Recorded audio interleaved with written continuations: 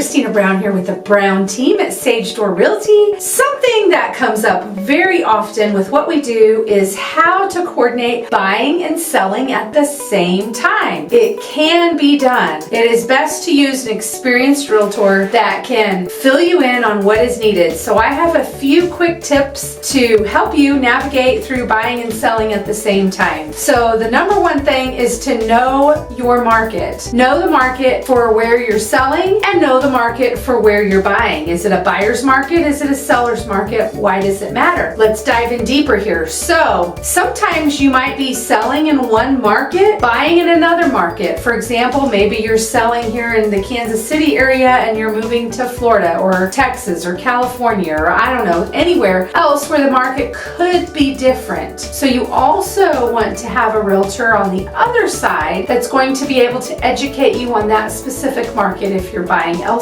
Or the opposite is true. If you're selling elsewhere and buying here, you need a really good experienced agent where you're selling, and then we can help educate you on what the market is like on the buying side. But it matters. What's the difference? What's a buyer's market? What's a seller's market? Here's a definition. A buyer's market is where buyers have more leverage than sellers. It is typically in a market where there is an influx of inventory. There is more abundance of choices for buyers. They have all the choices. They have negotiating power.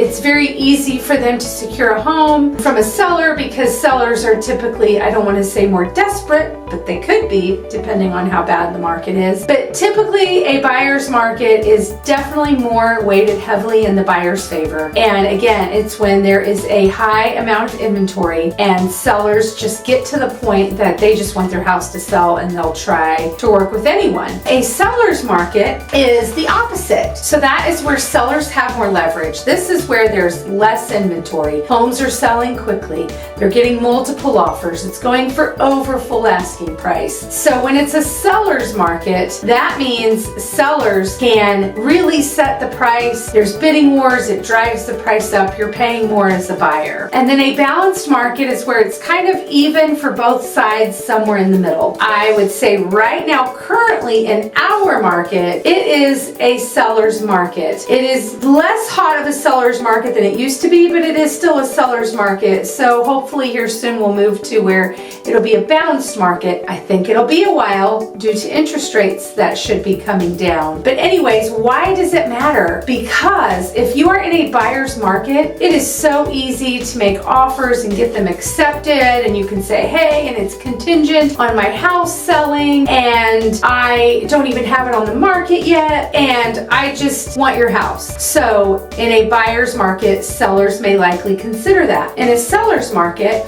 when you could be competing against multiple offers, other buyers that aren't contingent, it can be really, really difficult. So you need to know your market. I'm not saying it's impossible. You just need to know your market, and you need to discuss with your realtor all the other terms that you can use when making an offer to make your offer as strong as possible. And if it's a seller's market, my best advice is get your home under contract right away. So when you make an offer, even if you can get through inspections first, at least you can make offers with more confidence where sellers would more likely consider. So knowing the market, but know your options for buying as well. So do your homework on the buying side before you even put your home on the market. We have seen sellers not listen and they want to buy. They put their home on the market, and obviously in this current market where it's a seller's market, we know their home is going to go under contract. Confident. That means once you're under contract, and if you can't find something,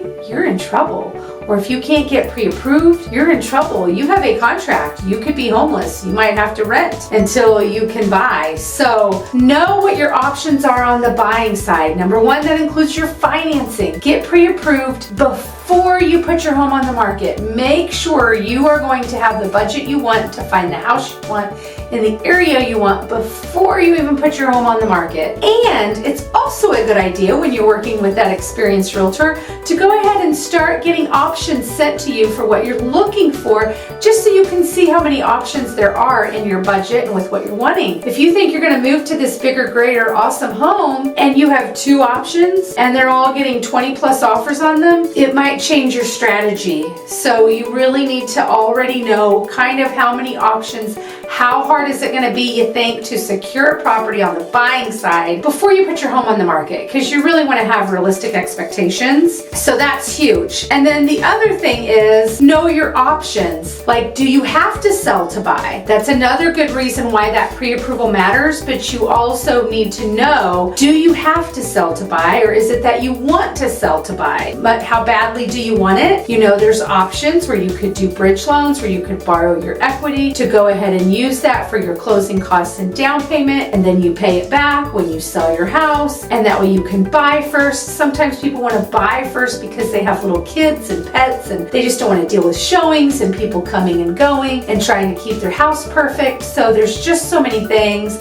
Of course, there's these as-is buyers that prey amongst you that are wanting something easy. You're leaving equity on the table. We can do that in MLS with other agents all day long. We can find as-is buyers. We do it all the time where you don't have to leave equity and money on the table. So just have an idea of, you know, do you have to sell to buy? Maybe you could get gift funds to help get those funds. If you can't do a bridge loan or you don't feel comfortable with a bridge loan, maybe get gift funds to help fund what you need to get into that next house and then sell. For every situation, it's not always the same solution. So there is a best solution for each person, and they differ based on your specific circumstances. So do your homework. And then there's some specific tips that I wanted to mention real quick is if you're a seller and you're trying to coordinate both, it is typically best, especially in this current market, to get your home on the market and under contract, and maybe even get through inspections if possible. And then when you put your home on the market and you accept a contract, find the right flexible buyer who will work with you on your time frame. If you find a home in a week and you can close in 35 days, or if it takes you 2 months and you can't close for 90 days, find that buyer that will flex. They're out there. It happens. We do it all the time. Know how much equity you have. You must know how much equity you have when you sell so that you can use that and plan for that on the buy side. We help people with that all the time. Let me know if that's a boat you're in and you want help with that. And then of course decide whether, once you get this information that might help you in your decision of whether you sell first and then buy, do them at the same time, or buy first and then sell. On the buyer side, get your finances in order. Do not put your home on the market until you have met with a lender and you have your finances in order and you know with confidence that you're going to get what you want for the money you have. Make offers that are more catered to what the seller's needs and wants are, because you want your offer accepted. So if you already have a contingency that you're working with to sell, you're kind of climbing an uphill battle, and you're going to have to be maybe a little aggressive in other terms. And then get yours under contract first. Consider options besides just doing contingency to sell. There are options out there. We can go over those for you, and then you can decide what's best for you. And then of course my last tip is to have a backup plan if you buy first, or if you do them at the same time. What if there's a delay on one of the closings and you sell, and then your buy gets bumped out a week and you have a week you're homeless? Just have a backup plan just in case, so that everything will work out and come together. But we can do it. We can sell and buy at the same time, where you only have to move once. You just got to have a good strategy and know how it can be done. Reach out if you have questions. We'd love to help you.